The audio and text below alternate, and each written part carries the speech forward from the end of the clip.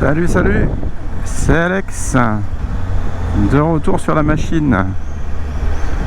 Aujourd'hui, c'est jour férié, on est le 8 mai. Il fait super beau, il faut profiter. Parce que je crois que samedi, dimanche, c'est pas terrible. On va pas se plaindre, il a fait super beau ces derniers jours.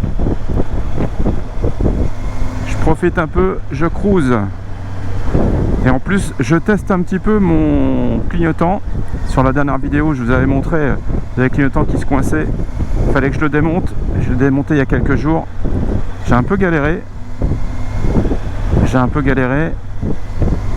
Parce qu'en fait, le plastique, il est cassant. Le plastique, ça vieillit toujours pas très bien avec les années. Et ça casse d'un rien. Et en fait, à l'intérieur, il y a une petite patte avec des petits clips. Et il y a un clips qui a pété. Bon, j'ai essayé de faire attention, mais ça a pété.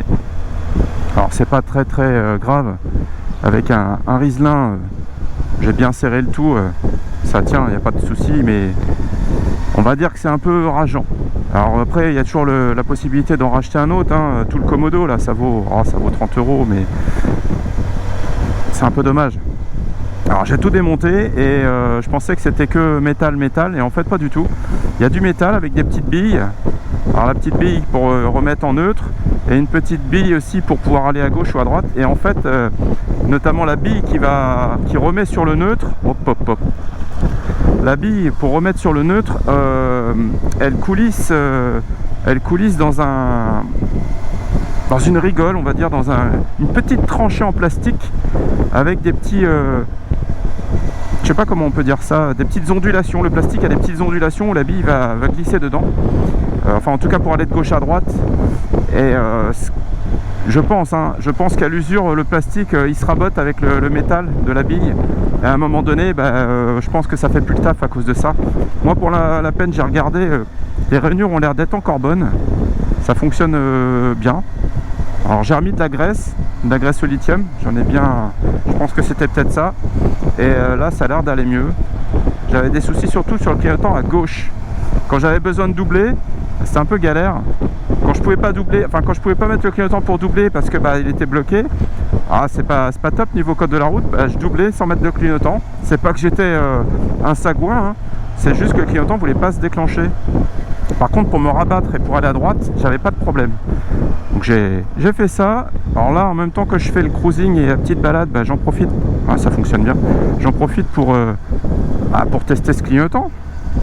Voir un petit peu si ça fonctionne bien ou s'il faut en racheter un autre en fait. Pour l'instant ça a l'air de bien fonctionner, donc allez, on va doubler quand on va pouvoir.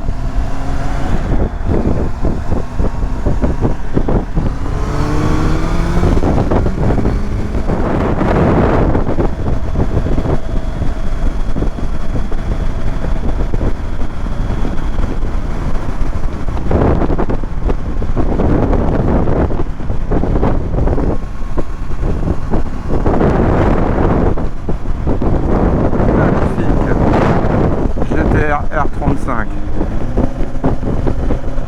Quelle voiture de malade. Regardez-moi ça.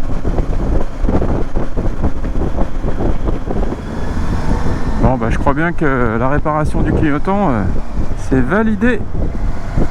Ça fonctionne parfaitement. Nickel ça.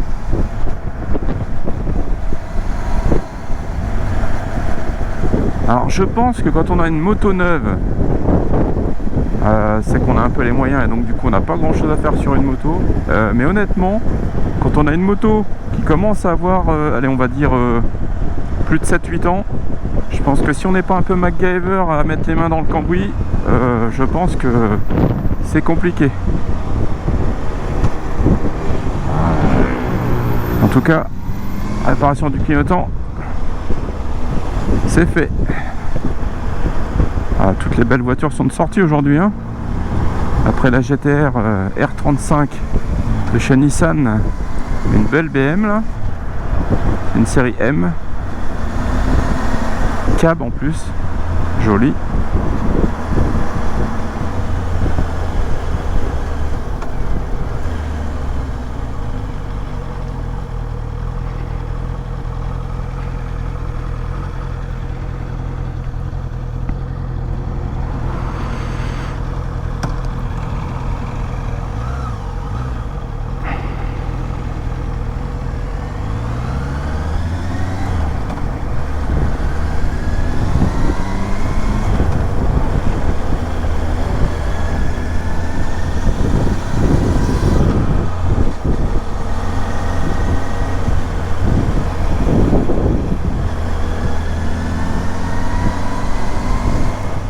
Nettoyage,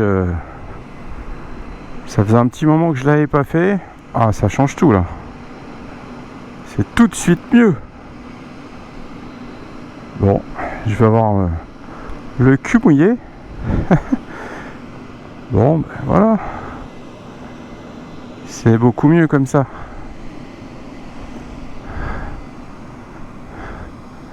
Petit nettoyage en bonne et due forme. Bon, c'est pas le tout, mais faut repartir.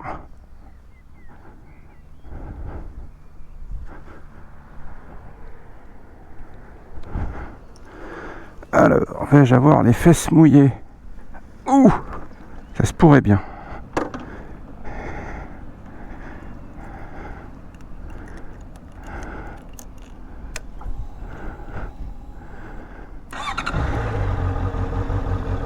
Allez, on est reparti. On va y aller tranquille.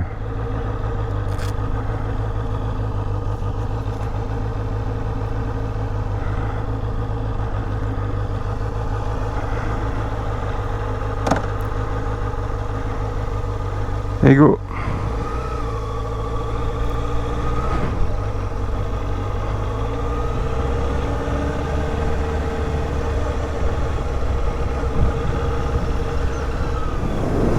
Bon bah prochainement je vais essayer de vous faire un essai moto. Alors je vous en dis pas plus sur le modèle. Prochainement là dans le mois de mai je vais essayer de vous faire ça.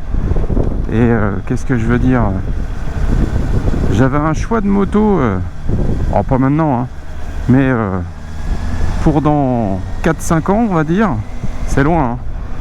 Et quand je vois le détroit d'Ormuz et l'Iran et le prix de l'essence, et ben je commence à me dire que finalement changer de moto c'est pas sûr. J'y pensais on va dire sur un futur très éloigné hein. Je m'étais dit tiens allez je peux vous le dire, mais le petit CB1000 Hornet me bottait bien. Et là neuf il doit valoir 10 500 € neuf.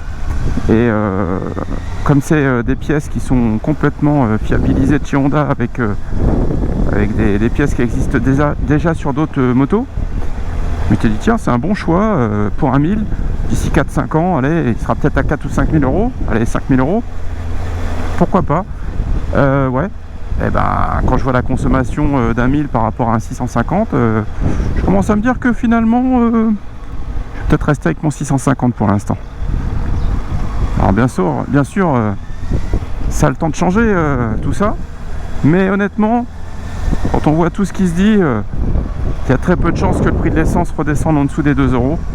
Alors à 2 € le litre, je pense qu'un 1000 ça doit consommer 6 à 7 litres, je pense.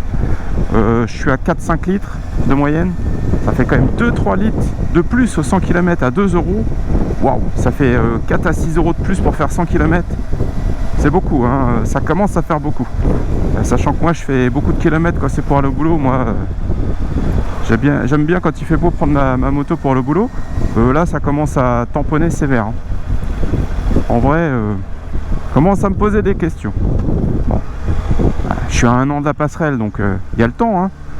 Et puis de toute façon c'est pas dans 1 an que j'aurais changé de moto, ça aurait été dans 4-5 ans, le temps que le prix de la 1000 descende un peu.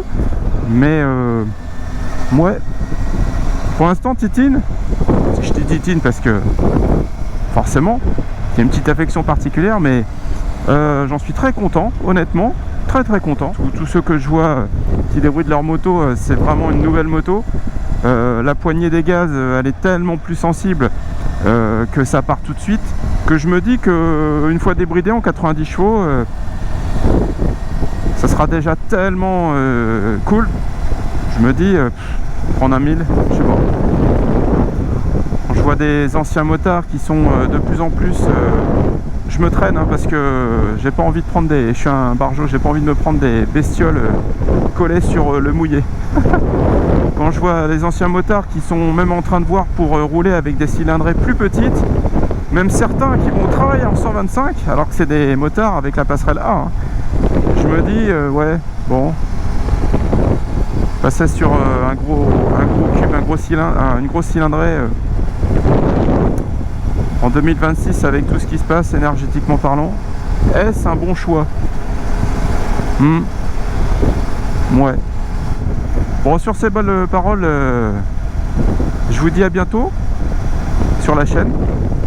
J'ai encore un peu de route avant d'arriver chez moi. Et puis bah prenez soin de vous, hein. Surtout en deux roues d'ailleurs, j'ai envie de dire. Hein. Petit coucou à Elidid et Kaima, sinon elle va être jalouse. Allez, à bientôt.